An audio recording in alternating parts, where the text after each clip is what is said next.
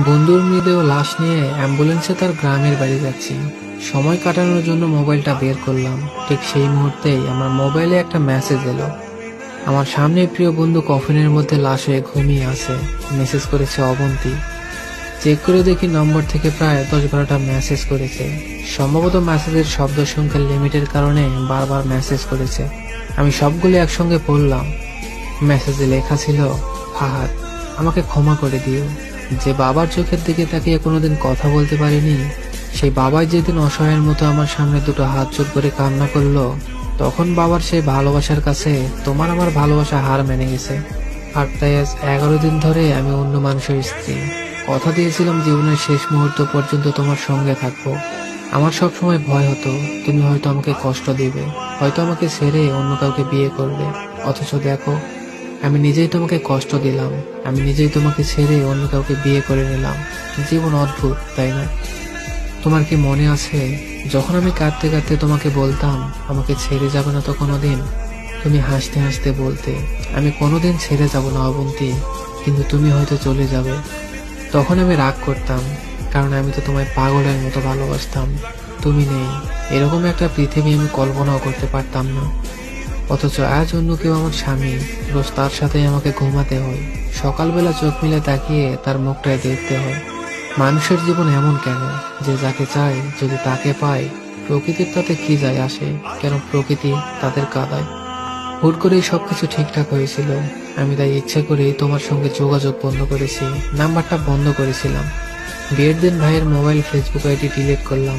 তুমি কষ্ট পেয়েছো জানি, যার সঙ্গে সারা জীবন সুখে দুঃখে কাটাবো ভেবেছিলাম তাকেই কষ্ট দিলাম। আমার পরিবারের সবাই খুব খুশি, আমার স্বামী মানুষটাও খুবই ভালো। এখন পর্যন্ত ভালো মনে হচ্ছে আমার কাছে, ভবিষ্যতে কি হবে জানি না। তোমার কি আমাদের সেই প্রথম দেখা করার কথা মনে আছে? সেটাই প্রথম ছিল, আর ওটাই যে শেষ হবে তা কোনোদিন ভাবিনি। আসলে মানুষের চিন্তার বাইরে তো অনেক কিছুই ঘটে, তাই না? সেদিন তোমার সাথে 3টা ঘন্টা ছিলাম, তাই না? অথচ 3 ঘন্টার মধ্যে আমরা কেউ কাউকে স্পর্শ করলাম না। কিন্তু যখন আমাকে রিকশায় তুলে দিয়ে তুমি তোমার হাতটা বাড়িয়ে দিলে, তখন প্রথম তোমার হাতটা স্পর্শ করলাম। বিশ্বাস করো, সেদিন আমার কিছুতেই ছাড়তে ইচ্ছা করছিল না।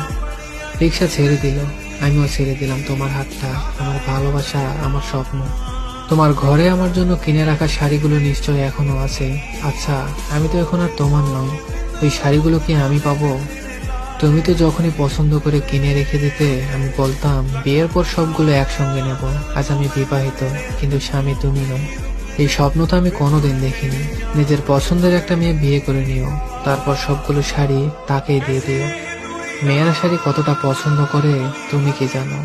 তোমার স্ত্রীকে যখন দিবে তখন উপলব্ধি করে নিও। তোমার সাথে অনলাইনে পরিচয়, তাই সিদ্ধান্ত নিয়েছি এই জীবনে আর কোনোদিন অনলাইনে যাব না।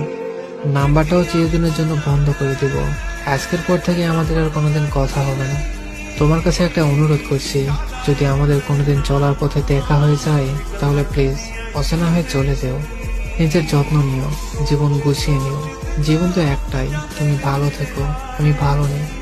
ইতি, তোমার না পাওয়া অবন্তী। সবগুলো মেসেজ একসাথে পড়লাম। আমার সামনে কফিনের মধ্যে চিরনিদ্রায়িত ঘুমিয়ে আছে ফাহাদ।